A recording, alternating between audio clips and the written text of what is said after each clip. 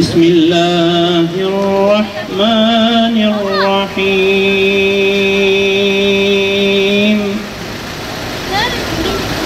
آمن الرسول بما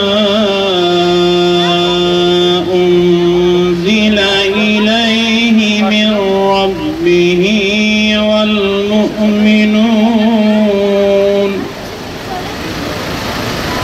كل آمن بالله وملائكته وكتبه ورسله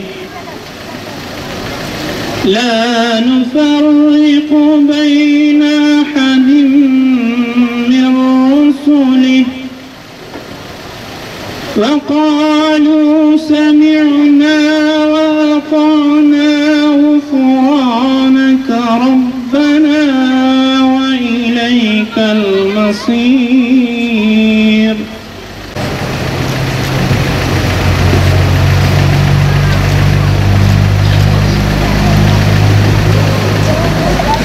On tane belediye başkan adayımız var. Her biri birbirinden değerli. Hiçbir tanesi siyaseten kirlenmemiş pırlanta gibi ve hepsi bu halkın hizmetine aday. Yine ziyaretlerimiz esnasında Allah hepinizden razı olsun. Tekrar hoş geldiniz. Sefalar getirdiniz.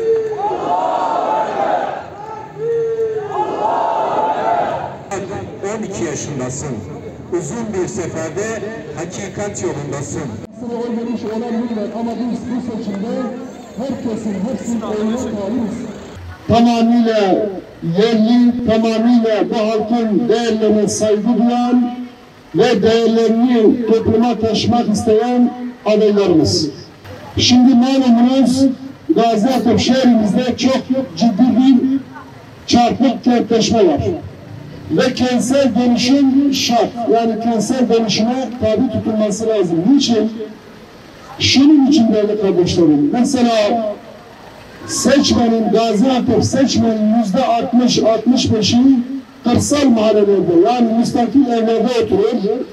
Fakat maalesef hizmet buraya yapılmaz. Yani oylar buradan alınır ama buraya hizmet yapılmaz. Biz diyoruz ki kentsel dönüşümü de yerinde yapalım.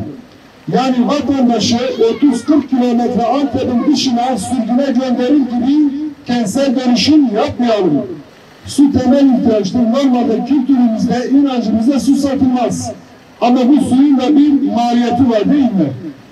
O yüzden biz diyoruz ki mesela bir vatandaş E-Devleti'nden o ailede kaç kişi yaşıyorsa aile tablosunu gazeteye getirip ibraz edecek.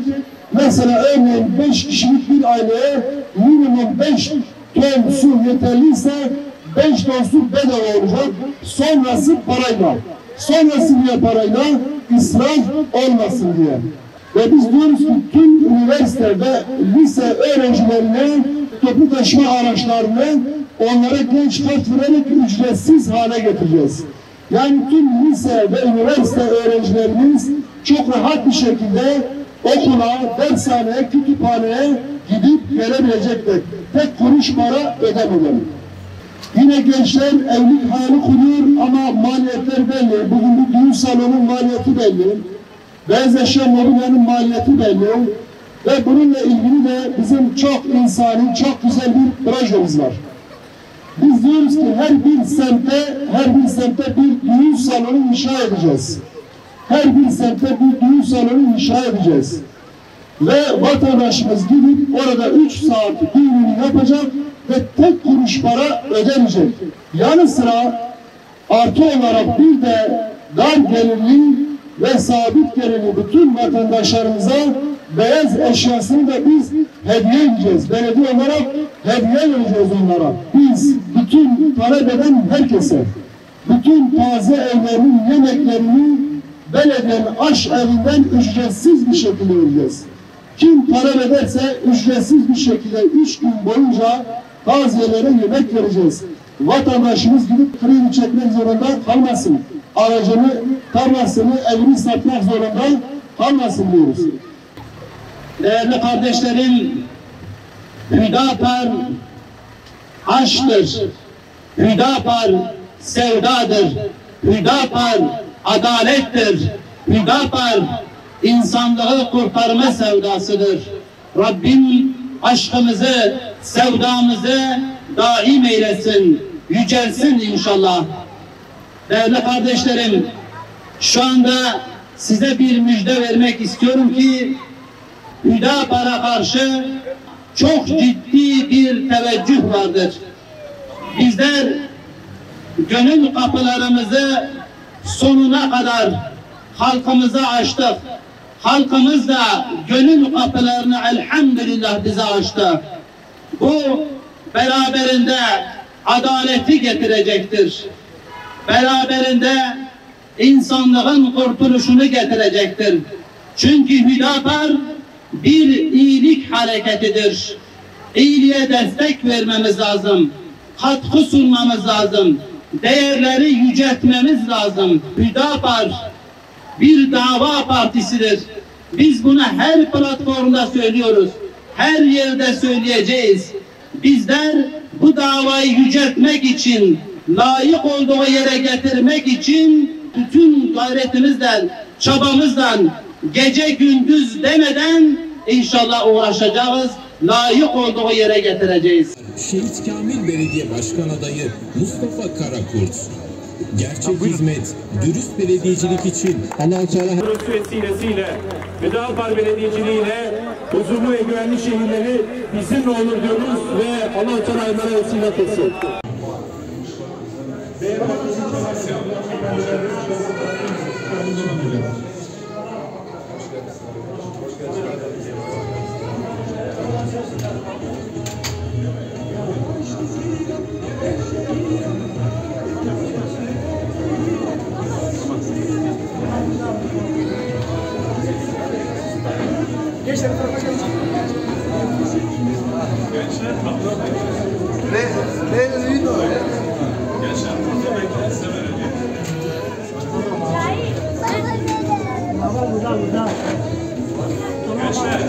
Gençler, siz kapılarına bekleyin.